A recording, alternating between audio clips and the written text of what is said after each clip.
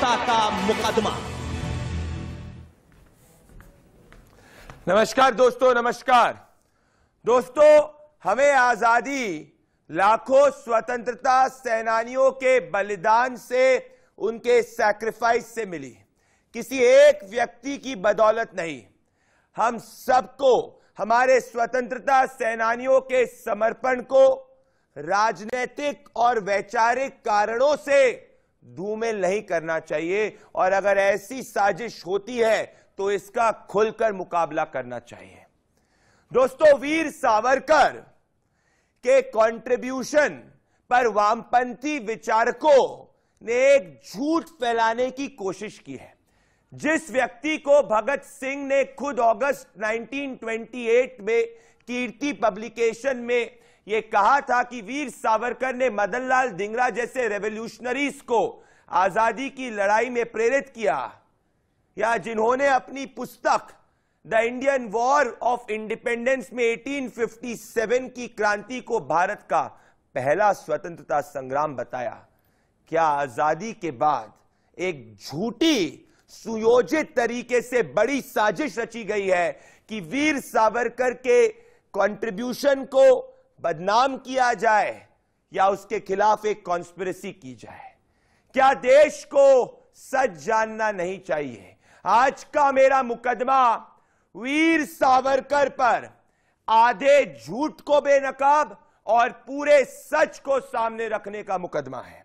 और इसीलिए आज की मेरी दलील है, जो देश के करोड़ों हिंदुस्तानियों की दलील है, जो स्वतंत्रता सेनानियों के बलिदान को व्यर्थ नहीं जाने देना चाहते, कि कोई आधा अधूरा सच नहीं, कोई राजनीति नहीं, सावरकर पर खुलकर बात होनी चाहिए और देश को असली इतिहास बताना चाहिए।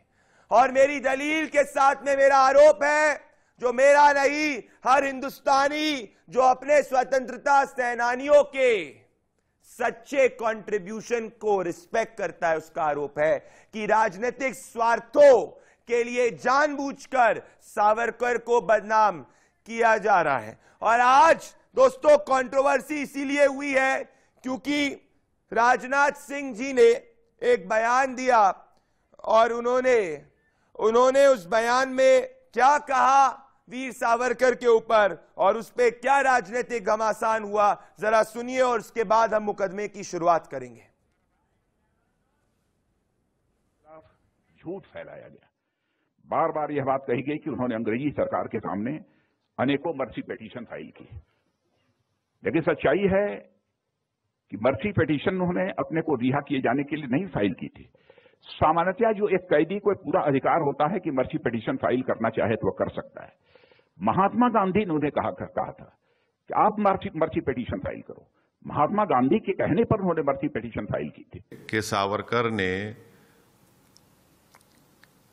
अंग्रेजों को कितने माफीनामे के खत लिखे, कि ये भी झूठ है। चौथा, क्या मोहन भगवत इस बात का भी इनकार कर देंगे कि 1939 में पूरे देश में आवाज चली थी कि पूरे मिनिस्टर रिजाइन करेंगे? क्या लिलिंगतो के साथ जाकर सावरकर ने नहीं कहा कि हम रिजाइन नहीं करेंगे? और एक वक्त ऐसा आएगा कि अगर ऐसा ही सिलसिला चलता रहा तो महात्मा गांधी को फादर ऑफ द नेशन हटाकर सावरकर को फादर ऑफ द नेशन बना देंगे लोग। मेरे साथ इस मुकदमे में Rakesh Sinha, Rajya Sabha MP for the Bharatiya Janata Party, Ranjit Savarkar grandson of Veer Savarkar, Ghanshyam Tiwari national spokesperson of Samajwadi Party, और तहसीन पूनेवाला पॉलिटिकल एनालिस्ट जुड़ रहे हैं। मैं सबसे पहले घनश्याम तिवारी के पास आना चाहता हूं। घनश्याम तिवारी जी, अगर मैं इतिहास की बात करूंगा तो वीर सावरकर जो वही व्यक्ति हैं जिन्होंने 1857 को भारत का पहला स्वतंत्रता संग्राम बताया था। आप उनसे वैचारिक रूप से भिन्न राय रख सकते हैं, पर उनकी आजादी में कंट्रीब्यूशन को आप डिलिटिल क्यों करना चाहते हैं? या आपको क्यों लगता है कि उन्होंने आजादी में कोई कंट्रीब्यूशन नहीं दिया? नमस्कार प्रदीप, आपको, आपके दर्शकों को और मेरे को और अष्टमी की शुभकामनाएं सभी को। मुझे लगता है कि हमारे लिए, इस पीढ़ी में किसी के लिए भी, किसी भी ऐसे व्यक्ति के लिए जिसकी भूमिका आजादी के संग्राम में रही है, उसको बिलिटिल करना इस पीढ़ी के लिए अशोभनीय है। तो मैं यहाँ बैठ करके कोई भाषणबाजी नहीं कर सकता कि वीर सावरकर ने कोई योगदान किया या नहीं किया।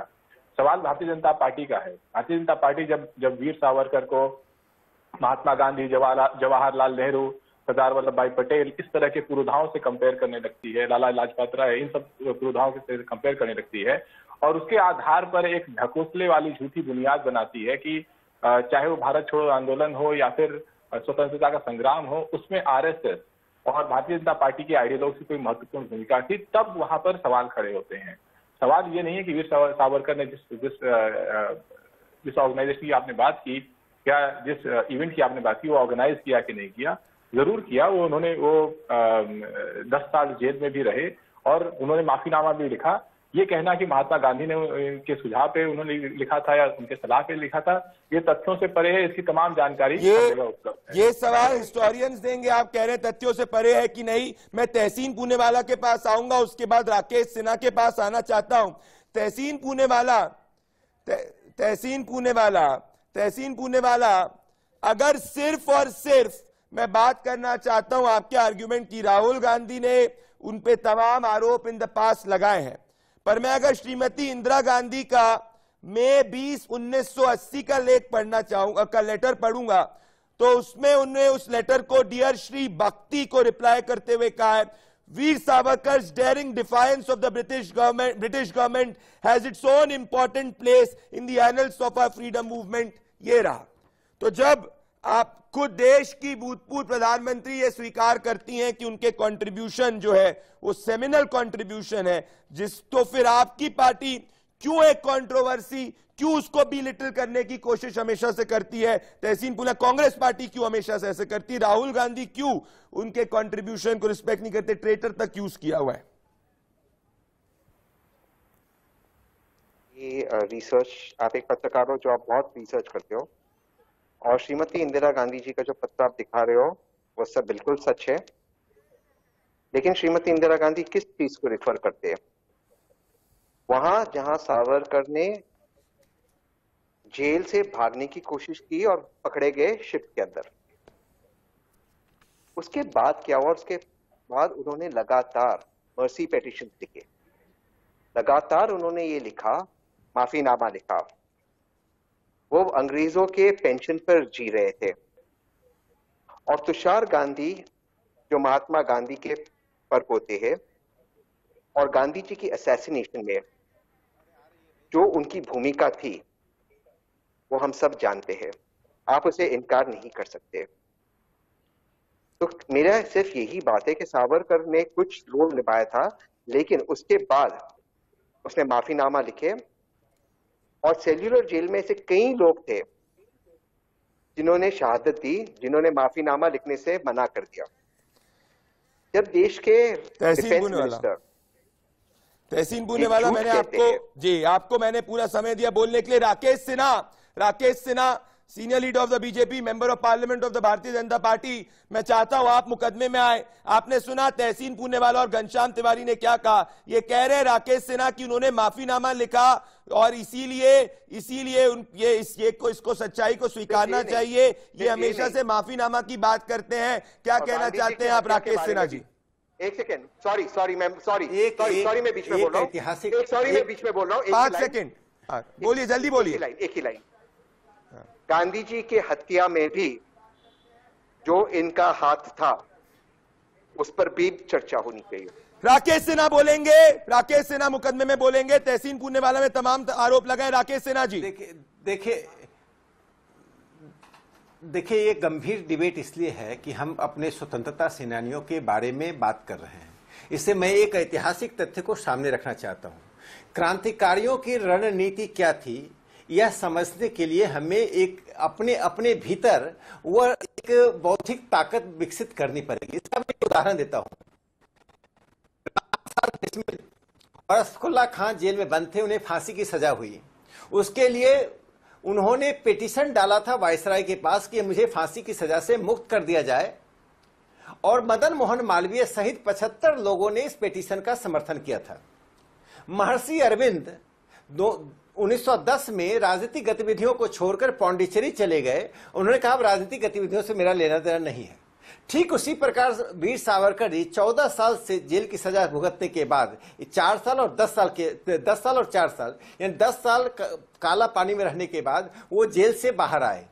तो यदि यह पैमाना अपनाएंगे जो पैमाना आज हमारे तिवारी जी अपना रहे हैं, उनके साथी अपना रहे कांग्रेस के, तो देश में तमाम क्रांतिकारियों को आप गद्दार घोषित कर देंगे। जिन लोगों के घर से लोग 24 घंटे जेल नहीं गए, जिन लोगों ने देश के लिए एक भी ऐसा काम नहीं किया जो इतिहास के पन्नों पर उद्धृत हो, जो लोग उनके साथ जुड़े हुए हैं जब कांग्रेस वर्किंग कमेटी की बैठक चल रही थी देश के पार्टीशन पर और देश के आंदोलन पर, तो माउंटबेटन के घर में डाइनिंग हॉल में बैठे हुए थे, वे आज सावरकर जी को सावरकर कह के पुकार रहे हैं।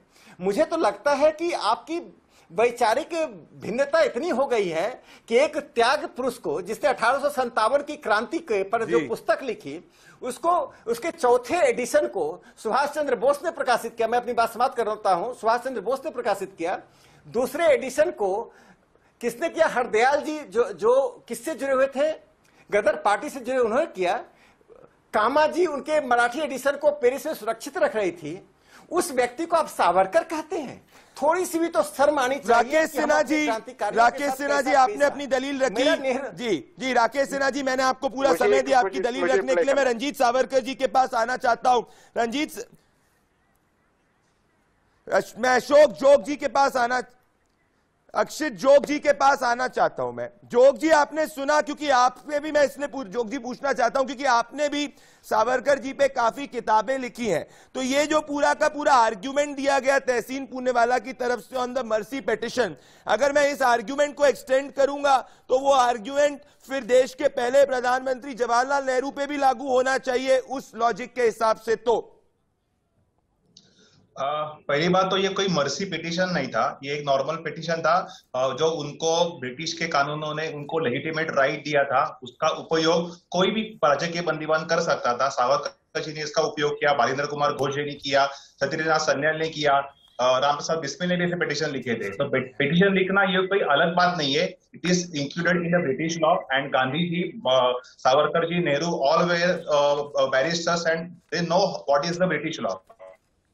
यूज उन्होंने उसका उपयोग किया सावरकर जी ने। किसी को नहीं उपयोग करना है तो उनकी खुद की बात है। और सावरकर जी का ये उनकी एक 50 ईयर ब्रिटिशों के कारागृहों में सड़ते रहना, ये मेरी देशभक्ति की कोई व्याख्या नहीं है। मुझे समाज के लिए, देश के लिए कुछ एक्टिवली काम करना है, इसके लिए मुझे बाहर पढ़ना पड़ेगा। तो कैसे बाहर निकल सकता हूँ? तो ये से निकल सकता हूँ, पिटीशन लिखे। पर पिटीशन लिखना कोई गलत बात नहीं है। तभी के कांग्रेस के सभी लोगों को ये पता था कि सावरकर जी ने ऐसे पिटीशन लिखे हैं। गांधी जी ने उनके 26 में 1920 के आर्टिकल में इसका उल्लेख भी किया है। इतना ही 1920 की काकीनाडा कांग्रेस के सेशन में जो उसके प्रेसिडेंट थे, उन्होंने ऐसा ठराव रखा था कि सावरकर ब्रदर्स देशभक्त हैं और उनके मुक्तता होनी चाहिए, ऐसा मैं ठराव रखता हूँ। और कांग्रेस के अधिवेशन में उसको बहुमत से वो ठराव उनका मंजूर हुआ था, अप्रूव हुआ था। जोग जी, मैं तहसीन पूनेवाला पे आना चाहता हूं। मैंने आपको समय दिया, मैं तहसीन पूनेवाला के पास आऊंगा, राकेश सिन्हा और घनश्याम तिवारी के पास भी आ रहा हूं। मैं चाह रहा हूं क्योंकि ये बहस बहुत ज्यादा गंभीर है और इसीलिए इस बहस और ये मुकदमे पे मैं एक और फैक्ट कोट करना चाहता हूं। तहसीन पूनेवाला, जरा सुनिएगा।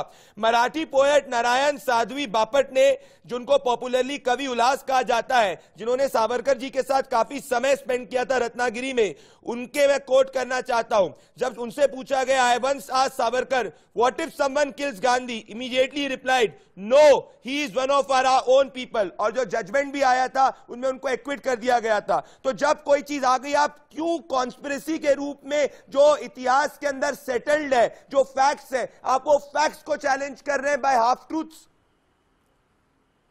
तहसीन पूनेवाला। ठीक है, 2-3 चीज, क्योंकि आपने बहुत सारी चीज कही।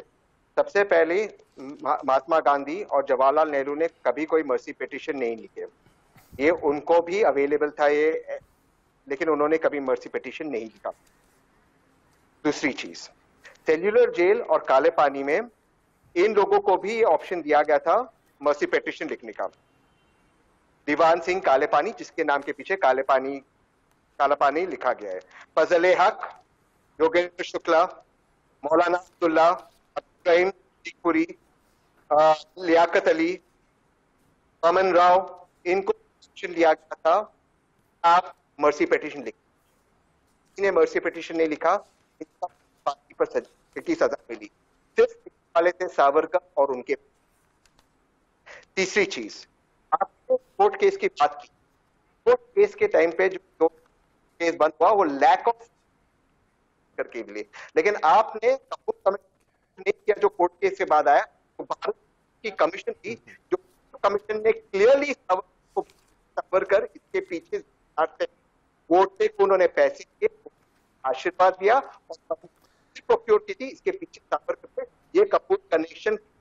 आप प्लीज आप रिसर्च राकेश सिन्हा जी, तहसीन पूनेवाला ने राकेश सिन्हा जी, अगर आप मेरी बात सुन रहे हैं, तहसीन पूनेवाला का तथ्य यह है और उन्होंने ये कहा है कि महात्मा गांधी ने और जवाहरलाल नेहरू ने कभी इस तरीके की पिटीशन नहीं दी। पहली बात, तथ्यात्मक रूप से मैं कहना चाहता हूं कि सावरकर ने कभी अपने लिए इंडिविजुअली कोई पिटीशन नहीं करी थी। It was always for the prisoners at Kala Pani, और ये हिस्टोरिकली प्रूवन है कि किस तरीके से काला पानी के में जो इनह्यूमन ट्रीटमेंट हुआ था वो शायद ही किसी स्वतंत्रता सेनानियों को किसी और दूसरी जेल में मिला होगा। तो ये कह रहे हैं कि किसी और ने नहीं कही, महात्मा गांधी ने नहीं करी, जवाहरलाल नेहरू ने नहीं की। इस पर राकेश सिन्हा आप क्या कहना चाहते हैं? देखिए, वास्तव में क्या है कि नेहरू गांधी को अतिशयोक्तिपूर्ण ढंग से शीर्ष स्थान देने के लिए उन सभी क्रांतिकारियों को पीछे छोड़ने की साजिश हुई है। ये सावरकर जी नहीं, सुभाष चंद्र बोस के साथ इन्होंने क्या किया? सुभाष चंद्र बोस की गुमनामी की कहानी क्यों नहीं सामने लाई कांग्रेस पार्टी? त्रिलोकनाथ चक्रवर्ती जो 30 इयर्स प्रिजन में रहे, उसका इतिहास की किताब में कहां स्थान है? जो लोग भी सामने आए वो कुचल दिए गए। ये नेहरू गांधी परिवार और उनके इतिहासकारों की साजिश रही है। सावरकर जी और बाकी काला पानी सजा पाने वालों में तहसीन जी अंतर समझिए।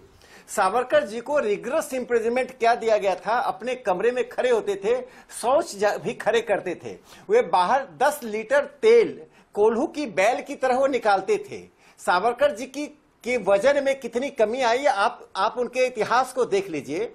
उसके कारण पूरे देश में क्या भावना उत्पन्न हुई। गांधी जी ने यंग इंडिया में 25 मई 2020 को यंग इंडिया में सावरकर ब्रदर्स करके एक पूरा लेख लिखा, जिसमें सावरकर ब्रदर्स के कंट्रीब्यूशन को लिखा। उनके बड़े भाई गणेश दामोदर सावरकर और बीडी सावरकर, विनायक दामोदर सावरकर, दोनों एक ही जेल में थे, लेकिन दोनों एक दूसरे को जानते तक नहीं थे, अगल बगल के कमरे में थे। 10 साल तक अंधेरी रातों में बिताने वाले उस क्रांतिकारी का, जिसने 1857 की क्रांति के आधार पर देश और देश के बाहर भारत के लोगों को प्रभावित किया। ये नेहरू गांधी वह क्रूर शासक हैं जिन्होंने श्याम जी कृष्ण वर्मा, जिनका 1930 में निधन हुआ था, जिन्होंने विल में लिखा था कि मेरी मृत्यु के बाद, देश आजाद होने के बाद मेरी अस्थि कलश को भारत ले जाया जाए। नेहरू, मैं कहना चाहता हूं 3 तक उनको याद नहीं कर पाया। मुझे आज के नहीं, मैं आऊंगा आपके पास में। देखिए तहसीन जी, मैं इस बात को पूरी कर लूं, मैं पूरी कर लूं, एक सेकंड पूरी कर लूं। तहसीन जी मैं आऊंगा, मेरे को घनश्याम जी आपके पास आपके समय आऊंगा, बोलिए। 2003 में नरेंद्र मोदी जी जब चीफ मिनिस्टर थे तो श्याम जी कृष्ण वर्मा की अस्थि कलश को जेनेवा से भारत लाए। नेहरू गांधी परिवार ने शहीदों का जितना अपमान किया, यदि उसकी गाथा कहे तो नेहरू परिवार को मुंह दिखाने का वक्त नहीं मिलेगा। मैं इस वक्त मेरे व्यूअर्स इस वक्त राकेश जी, मैंने आपको राकेश जी आपने अपनी दलील रखी। मेरे को इस वक्त मेरे व्यूअर्स टेक्स्ट करके कह रहे हैं कि ये मुकदमे को ये कूप नेशनल ट्रेंड बन चुका है। घनश्याम तिवारी जी, मैं आपसे कहना चाहता हूं, आपने बात की गांधी जी का, आपने एक आर्ग्यूमेंट दिया, मैं आपको पढ़ना चाहता हूं collective works of Gandhi volume 38 page 138। अगर आप सुनेंगे, मैं राजनीतिक बंदियों के लिए जो कर सकता हूं वो करूंगा। ऐसा कभी नहीं हुआ कि मैं डर की वजह से चुप रह गया। राजनीतिक बंदियों के संबंध में जो हत्या के अपराध में जेल है, उनके लिए भी कुछ करना है तो मैं उचित रूप से करूंगा। मैं बिंदु पर बहस नहीं करूंगा। हां, मैं भाई विनायक सावरकर के लिए जो बन पड़ेगा वो करूंगा। तो आप जो ये आर्ग्यूमेंट अभी तक हिस्ट्री में देते हैं कि Gandhi and Savarkar were poles apart, facts show कि महात्मा गांधी की कॉन्वर्सेशंस हुई हैं कई बार। इनफैक्ट अगर आप यंग इंडिया का आर्टिकल भी, यंग इंडिया में लेख भी पढ़ेंगे तो उस वक्त भी बात हुई है। तो इसमें आपकी भिन्न राय क्या है? तीन बातें हैं। पहली बात तो महात्मा गांधी जी ने उनको मर्सी पिटीशन लिखने का सलाह नहीं दिया, जैसे देश के रक्षण मंत्री ने कहा है, वो बात गलत है, वो फैक्ट। दूसरी बात, सावरकर जी ने जब लिखा तो कहा कि जो लोग गुमराह हो गए, ब्रिटिश सरकार को कहा जो लोग गुमराह हो गए हैं मैं उनको दोबारा सरकार के पक्ष में लाने का प्रयास करूंगा। ये उसके बाद उन्हें फोरमैन बनाया गया। एक अंतिम बात कह के अपनी बात मैं समाप्त करता हूं। महात्मा गांधी जी की हत्या, नृशंस हत्या के जो गुनहगार थे जिनके ऊपर केस चला, नाथुराम गोडसे, गोपाल गोडसे, नारायण डी आप्टे, विष्णु करकरे, मदन लाल पावा, शंकर किस्ताया, वीडी सावरकर, दत्तात्रेय परचुरे और जो 9वां मेंबर थे दिगंबर आर वगडे, जो कि अप्रूवर हो गए थे और उन्होंने सावरकर के बारे में कहा था, जिनके बारे में कोर्ट ने कहा कि दिगंबर जी एक सत्य टिप्पणी दे रहे हैं। गोडसे जी ने सावरकर को अपना गुरु कहा था और उन्होंने कहा था हमारी गुरु शिष्य की परंपरा है। तो मैं सावरकर जी के स्वतंत्रता संग्राम की भूमिका के बारे में तो चर्चा नहीं करूंगा, लेकिन महात्मा गांधी जी की असैसिनेशन में जो उनकी भूमिका रही है वो जाहिर है, उसको कोई कितना भी छुपा ले वो छुपने नहीं वाली। और इस चीज के लिए मेरे जैसे लोग जो महात्मा गांधी के भारत में यकीन करते हैं, गोडसे के भारत में यकीन नहीं करते, जो इस चीज से शर्मसार होते हैं कि साध्वी प्रज्ञा जैसे लोग हमारे देश में सांसद है जिसको जोग जी मैं आपके पास आना चाहता हूँ, जोग जी मैं आपके पास आना चाहता हूँ। की भूमिका ठीक है, घनश्याम तिवारी जी आपने अपनी बात रखी। पहले तो मैं एक चीज, जोग जी आपने काफी किताबें रखी हैं, आप खुद हिस्टोरियंस हैं, ये तब से ये कह रहे हैं कि इसमें वीर सावरकर जी के हाथ को डिनाई नहीं किया जा सकता। ये तो सेटल्ड जजमेंट है, फिर भी इसकी बात को वापस क्यों लिया जा रहा है? जोग जी, हिस्ट्री क्या कहती है? 2018 में डॉक्टर पंकज फडणवीस ने इसको गांधी मर्डर केस को रीओपन करने के लिए पेटिशन किया था। उसके बाद I think I think justice Bobde ने इस पे एक एमएके क्यूरी को अपॉइंट किया था और उन्होंने रिपोर्ट दी है कि सुप्रीम कोर्ट की जजमेंट और कपूर कमीशन का रिपोर्ट है उसके ऊपर उन्होंने कहा कि सावरकर जी का महात्मा गांधी हत्या में कोई भी हाथ नहीं था। और जिस बड़गे जी की ये लोग बात करते हैं, उस दिगंबर बड़गे जी का 1970-80 के डिकेड में मनोहर मालगांवकर जी ने इंटरव्यू लिया था। उनको पूछा था कि आपने सच में सावरकर जी को देखा था? उन्होंने कहा था कि नाथुराम गोडसे को कि यशस्वी होके आना। तो दिगंबर बड़गे जी ने कहा कि नहीं, मैं बिल्कुल सावरकर जी को मिला नहीं था, ये सब झूठ बात है। तो उन्होंने कहा कि आपने कोर्ट में ऐसे क्यों कहा? तो उन्होंने कहा मैं पुलिस की 3rd डिग्री के इसके कारण मैं उसको सहन नहीं कर सका, इसलिए उन्होंने जो कहा वो मैंने उनको लिख के दिया। ये ऑन रिकॉर्ड है। The man who killed Gandhi, ये मनोहर मालगांवकर। मैं ये कहना चाहता हूं तहसीन पूनेवाला, जिस बात को आप कर रहे हैं 2008 में, देखिए 2008 के अंदर सुप्रीम कोर्ट के अंदर भी ये याचिका दाखिल हुई थी जिसको सुप्रीम कोर्ट ने डिसमिस कर दिया था। जो आर्ग्यूमेंट आप दे रहे हैं, कह रहे हैं दिस इज इनफैक्चुअल एंड इनएक्यूरेट। तो तहसीन पूनेवाला, मैं आपसे वापस से पूछ रहा हूं, आप वैचारिक रूप से वीर सावरकर से भिन्न राय रखिए, समझ में आता है, पर आप हिस्ट्री के फैक्ट्स को तो डिनाई नहीं कर सकते ना तहसीन पूनेवाला। अगर मैं उसी आर्गुमेंट को लूं तो फिर मैं भी ये कहूंगा कि जवाहरलाल नेहरू जी को जब नाभा जेल से बाहर आना था तो मोतीलाल नेहरू जी ने भी सब स्ट्रिंग्स को पुल किया था। फिर क्या कहना चाहते हैं तहसीन पूनेवाला? मोतीलाल नेहरू जी ने लिखा था, आई ले at your feet and I am at your mercy. ये शब्द नहीं लिखे थे जो सावरकर ने लिखे थे। दूसरी चीज, ये वीर सावरकर जो खिताब वीर मिला है वो चित्रगुप्त नाम के व्यक्ति ने किताब सावरकर पे लिखी थी और वो चित्रगुप्त अब पता चला खुद सावरकर ही थे। यानी कि सावरकर ने सावरकर पे किताब लिखते खुद को वीर कहा। जैसे नरेंद्र मोदी जी ने कहा कि मैंने डिजिटल कैमरा से फोटोग्राफ भेजे जब कैमरा उसके इन्वेंट हुआ उसके पहले। और ये महात्मा गांधी जब 1915 में भारत आए, 913 में इन्होंने मर्सी पिटीशन लिखी, तो महात्मा गांधी ने इन्होंने सलाह कब दी? महात्मा गांधी ने उन्हें ईमेल से सलाह दी या डिजिटल कैमरा से? राकेश सिन्हा, प्लीज मेरी बात समाप्त करिए। मुझे एक बहुत इंपॉर्टेंट बात है। बार बार एक बात कहा जाता है और राकेश जी की बात से मैं इस बात से इत्तेफाक रखता हूँ कि सावरकर जी को बहुत टफ पनिशमेंट मिली थी, लेकिन टफ पनिशमेंट सिर्फ सावरकर जी को नहीं मिली थी। शेर अली शाह, अब्दुल रहीम सिद्धपुरी, चंद्र चैटर्जी, सोहन सिंह, इन सबको काले पानी में फोर्ट ब्लेयर में बहुत कड़ी सजा मिली थी और उन सब ने, सिवाय सावरकर और उनके भाई ने, बाकी सब ने माफीनामा नहीं लिखा और सब फांसी की सजा पे चढ़े। आप फोर्ट ब्लेयर पे इन लोगों को शहादत क्यों नहीं देते हो? इन लोगों ने तहसीन पूनेवाला जी, राकेश सिन्हा आएंगे, आपने अपनी बात रखी। आप इतने बड़े फ्रीडम आइकन को सिर्फ इसीलिए बिलिटिल कर रहे हैं और उनके पूरे कंट्रीब्यूशन इस देश की आजादी में उसको कंप्लीटली अब डिराइड करते हैं सिर्फ इस बात पे कि उन्होंने पेटिशन लिखी सब पॉलिटिकल प्रिजनर्स के लिए अंडमान सेल्यूलर जेल के अंदर। आप ये भूल जाते हैं कि उन्होंने इंडियन वॉर ऑफ इंडिपेंडेंस के अंदर 1857 को फर्स्ट वॉर ऑफ इंडिपेंडेंस कहा था। आप ये भूल जाते हैं कि मदन लाल धिंगरा जैसे रेवोल्यूशनरीज को इंस्पायर करने में उनका इतना बड़ा रोल था। आप ये भूल जाते हैं कि किस तरीके से वीर सावरकर की अगर मैं बात करना चाहता हूं तो 1906 में स्वदेशी के नारा देने में उनकी कितनी अहम भूमिका थी। तो आप एक क्रांतिकारी, एक रेवोल्यूशनरी को सिर्फ इसीलिए बिलिटिल कर रहे हैं क्योंकि वो सेल्यूलर जेल से बाहर निकलना चाहता था राकेश सिन्हा और सभी पॉलिटिकल प्रिजनर्स को बाहर निकालना चाहता था जिससे वो फ्रीडम मूवमेंट में कंट्रीब्यूट कर सके। राकेश सिन्हा को बोलने दीजिए।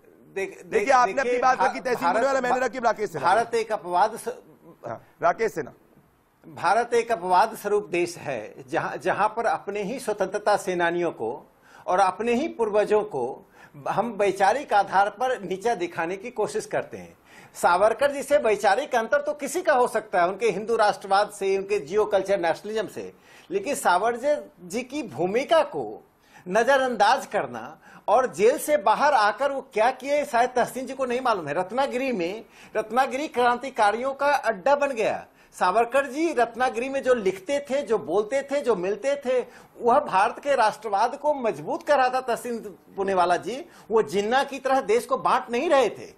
दूसरी जो महत्वपूर्ण बात जो मैंने कही थी पहले, समय के कारण पूरा नहीं हो पाया, श्याम जी कृष्ण वर्मा सावरकर जी के गुरु थे जिन्होंने इंडिया हाउस लंदन में बनाया था। उन्होंने अपनी मृत्यु के बाद कहा था ना कि मेरी भारत की आजादी के बाद मेरी अस्थि कलश को बाहर ले जाया जाए। नेहरू गांधी परिवार क्यों भूल गया?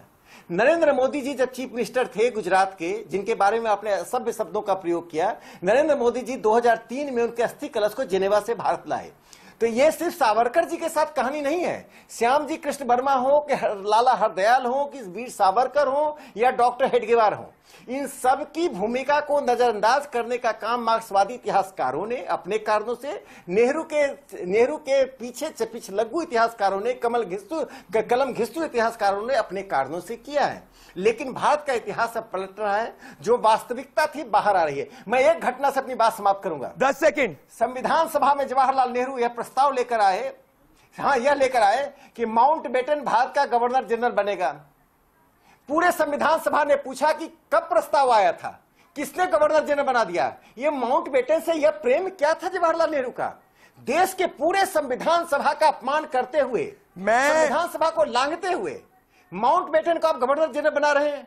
जिन लोगों ने इस देश के साथ छल किया, अपने सत्ता के लिए देश के विभाजन के कगार पर पहुंचाया, वे लोग सावरकर जी के। राकेश सिन्हा जी, गांधी हत्या से यदि सावरकर जी का संबंध था तो इंदिरा गांधी ने ट्रिब्यूट क्यों दिया? राष्ट्रपति ने ट्रिब्यूट क्यों दिया? घनश्याम तिवारी जवाब दे। ट्रिब्यूट क्यों मैं आ रहा हूं घनश्याम जी, आपके पास आ रहा हूं। राकेश सिन्हा, घनश्याम तिवारी और जोग जी आपके पास आ रहा हूं। सभी बने रहे। इस वक्त ये देश का नंबर 1 मुकदमा बन चुका है। देखिए देश किस तरीके से रिएक्ट कर रहा है और हम तुरंत लौट रहे हैं। मुकदमा घनश्याम तिवारी जी, मैं आपसे पूछना चाहता हूं कि अगर वीर सावरकर इतने ही बुरे हैं तो भगत सिंह ने उनकी तारीफ क्यों करी, इंदिरा गांधी ने उनकी तारीफ क्यों करी, और अगर तमाम स्वतंत्रता सेनानियों ने उनकी तारीफ क्यों करी, और आज और महात्मा गांधी ने क्यों उनके कंट्रीब्यूशन को रिकॉग्नाइज किया? अगर वीर सावरकर इतने ही बुरे हैं तो घनश्याम तिवारी। ये सब बेमतलब सवाल हैं, क्योंकि मुद्दे की बात यह है, फैक्ट ये है कि जनवरी 30, 1948 को जब महात्मा गांधी जी की नृशंस हत्या हुई तो 17 दिन तक उनको गिरफ्तार किया गया और उसके जवाब में उन्होंने लिखा बॉम्बे के कमिश्नर ऑफ पुलिस को कि मैं हर तरह के कम्युनल और पॉलिटिकल एक्टिविटी को छोड़ दूंगा अगर सरकार मुझे छोड़ दे। तो लोगों से मर्सी पिटीशन का सिलसिला समाप्त नहीं हुआ।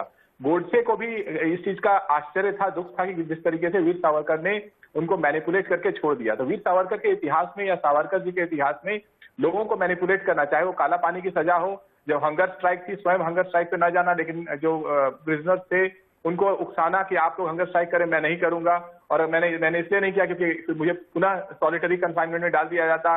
या महात्मा गांधी की नृशंस हत्या की प्लानिंग में उनकी जो भूमिका थी, गोडसे से उनका जो संबंध था, और उसके तरीके से उसके बाद गोडसे को जिस तरीके से उन्होंने छोड़ दिया, वो सारी बातें ये स्पष्ट करती हैं कि सावरकर जो भी थे लेकिन गांधी के भारत के नायक नहीं थे, वो गोडसे के भारत के नायक थे। इसलिए भारतीय जनता पार्टी उनसे जोग जी, इसीलिए वो गोडसे से भी प्रेम रखती है। अगर आप भारतीय जनता पार्टी की बुनियाद देखेंगे तो उसमें गोडसे की भूमिका वीर सावरकर की भूमिका या सावरकर जी की भूमिका से ज्यादा अधिक है, बस उसका नाम नहीं ले पाते। जोग जी, आज भी देश गांधी का है। जोग जी, आप मेरे साथ आप जुड़े। घनश्याम तिवारी जी, राकेश सिन्हा जी, बहुत बहुत धन्यवाद। जोग जी, मेरे पास 10 सेकंड है, 15 सेकंड है। मैं फैक्ट की बात करना चाहता हूं कि घनश्याम तिवारी जी ने फैक्ट की बात की, जो जजमेंट, जिस केस की वो बात कर रहे हैं, उस केस के जजमेंट को पढ़ना चाहता हूं। Savarkar was not found guilty of the offenses as specified in the charge and is acquitted thereunder। ये है लार्जर चीज। तो जो जज है, जज ने जस्टिस आत्मा चरण का जो जजमेंट है, उसके अंदर जिस भी चार्जेस की बात कर रहे हैं, वो सब चार्जेस बेबुनियाद और झूठे थे। जोग जी, यस, सावरकर जी के जो चार्जेस लगाए थे सब गलत थे, ऐसे ही उनको सावरकर जी को कहा था और उनको एक्विट कर दिया था। और हमेशा सावरकर जी और गोडसे हिंदू महासभा में थे और सावरकर जी और गोडसे का भी वैचारिक विरोध था। गोडसे जी के पत्र में वो लिखते हैं कि सावरकर जी बूढ़े हो गए हैं और अभी उनको रिटायरमेंट लेनी चाहिए। ऐसे नथुराम गोडसे के बिफोर इंडिपेंडेंस सावरकर जी को लिखे हुए पत्र हैं। सावरकर जी और गोडसे जी के बहुत ही कॉन्फ्लिक्ट, उनके आइडियोलॉजी में कॉन्फ्लिक्ट थे। वो रेडिकल थे, मिलिटेंट थे नथुराम गोडसे, पर सावरकर जी ऐसे नहीं थे। सावरकर जी ने उनको विरोध भी किया था नथुराम गोडसे को, क्योंकि उन्हें गांधी जी के सभा को उन्होंने बीच में कुछ अटकाव करने की कोशिश की थी। इसके लिए सावरकर जी ने नथुराम गोडसे को बुला के उसको बोला था कि आप ऐसे मत करना, क्योंकि इट इज अगेंस्ट अवर सत्याग्रह। तो मुझे ऐसा कहना है कि सावरकर जी और गोडसे की फिलोसॉफी बिल्कुल सेम नहीं थी। कुछ पीरियड तक वो सिर्फ हिंदू महासभा के कार्यकर्ता थे, और आफ्टर सम टाइम गोडसे जी सावरकर से दूर हो गए और उनके दोनों में भी बहुत सारी कॉन्फ्लिक्ट थी। वो आखिर तक तहसीन पूनेवाला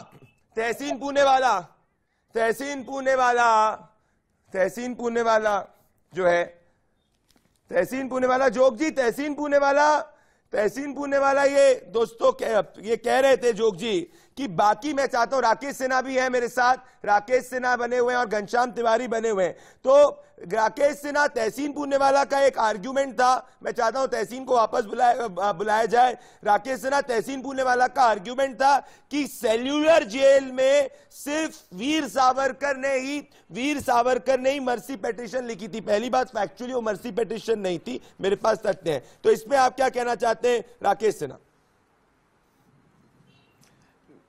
देखिए, सावरकर जी का स्वास्थ्य गिर रहा था। स्वास्थ्य गिरने के कारण नारायण दामोदर सावरकर जी ने, जो उनके छोटे भाई थे, स्वयं क्रांतिकारी थे, उन्होंने गांधी जी से सलाह मशविरा किया और गांधी जी ने ही सलाह दिया था कि सावरकर जी को मुक्त कराने के लिए वे आगे बढ़ सकते हैं। और अपने क्रांतिकारियों को जेल से बाहर निकालने की एक रणनीति थी। इसीलिए मालवीय जी ने राम प्रसाद बिस्मिल जी के लिए किया और राम प्रसाद बिस्मिल जी ने पिटीशन भेजा। तो घनश्याम तिवारी जी और का अगर हम तर्क मान लें तो राम प्रसाद बिस्मिल जी का भी हम अपमान करेंगे। अब महर्षि अरविंद 1910 में पांडिचेरी चले गए थे राजनीतिक गतिविधियों को छोड़कर, तो हम महर्षि अरविंद को भी गद्दार घोषित कर देंगे।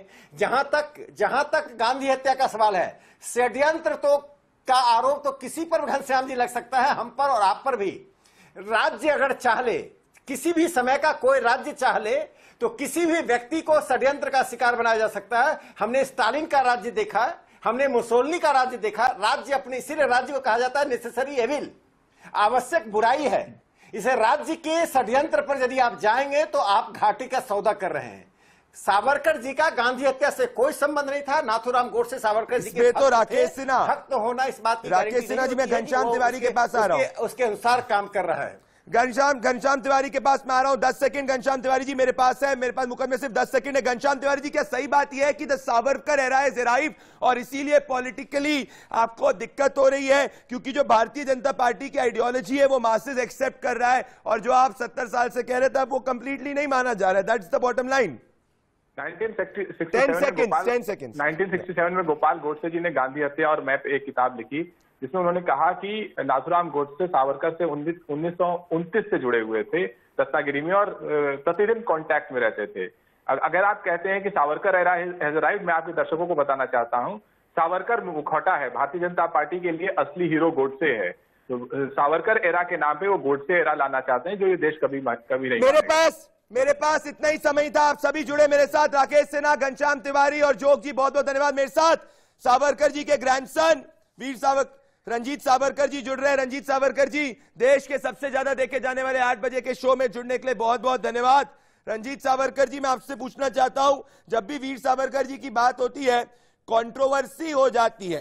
कंट्रोवर्सी इसलिए होती है क्योंकि कुछ तबका है, भले वो वामपंथी विचारक हो या हिस्टोरियंस है, वो उनकी लेगेसी को एक्सेप्ट नहीं करते और सिर्फ वो एक ही आर्ग्यूमेंट देते हैं कि उन्होंने सेल्यूलर जेल में पेटिशन लिखी थी सबकी रिहाई के लिए। अब तथ्य ये कहता है कि उन्होंने ये इसलिए लिखी थी जिससे वो फ्रीडम मूवमेंट में पार्टिसिपेट हो सके एज पर दी फैक्ट्स। आप क्या कहना चाहते हैं जो पॉलिटिकल कंट्रोवर्सी इमर्ज हुई है? रंजीत जी। देखिए, सावरकर एक क्रांतिकारक थे, देशभक्त थे, मगर एक विचारक भी थे और उन्होंने जो हिंदुत्व की विचारधारा दी है वो धर्म पर बिल्कुल आधारित नहीं है। धर्म तो छोड़ो, उसमें जातियों को भी स्थान नहीं है। वो चाहते थे कि हमारा समाज जात भेद धर्म विरहित हो।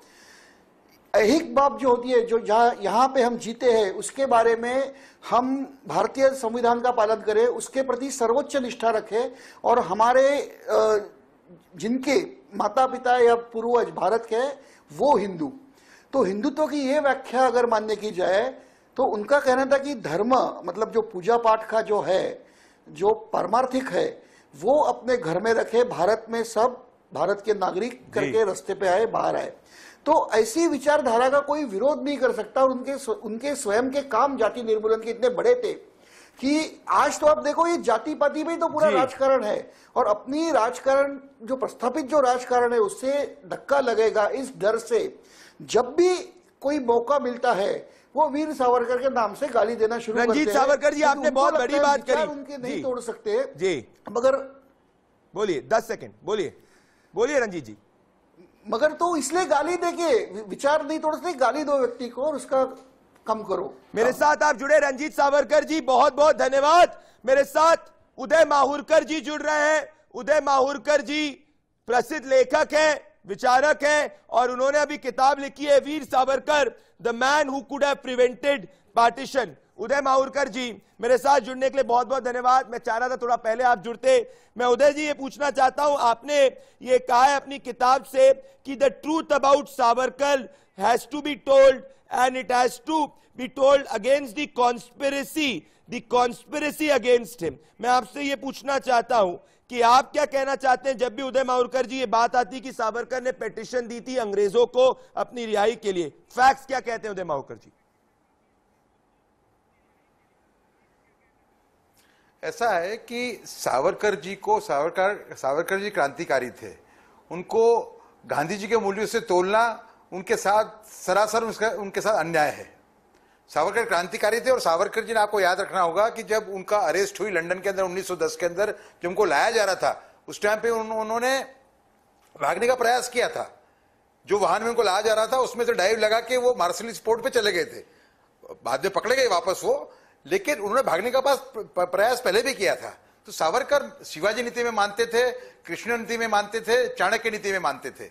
उनका ये कहना था, उनका ये मानना था, उन्होंने अपनी किताब में लिखा भी है। पहली बात तो ये बात मैं स्पष्ट करना चाहूंगा कि उन्होंने अपनी जो ये पिटीशन से उनको छुपाया नहीं है कहीं भी। उन्होंने उसका जस्टिफिकेशन भी दिया अपनी 2 किताबों में, एक माई ट्रांसपोर्टेशन फॉर लाइफ और दूसरी उनकी किताब है अंधकार के अंधेरे से। इन दोनों किताबों में उन्होंने प्रकाश डाला है। उसमें कहा है कि मैं शिवाजी नीति में मानता हूं, मेरे जो साथी क्रांतिकारी जो मेरे साथ में थे अंडमान में, उनको मैंने खूब समझाने का प्रयत्न किया कि देखिए यहां सड़ने से कोई अर्थ नहीं, हमें बाहर निकल के फिर से ये जद्दोजहद शुरू करनी चाहिए देश की आजादी के लिए। उदय माहुरकर जी, आपने कहा है कि दूसरा रेजिनाल्ड क्रेडॉक नाम के जो अधिकारी।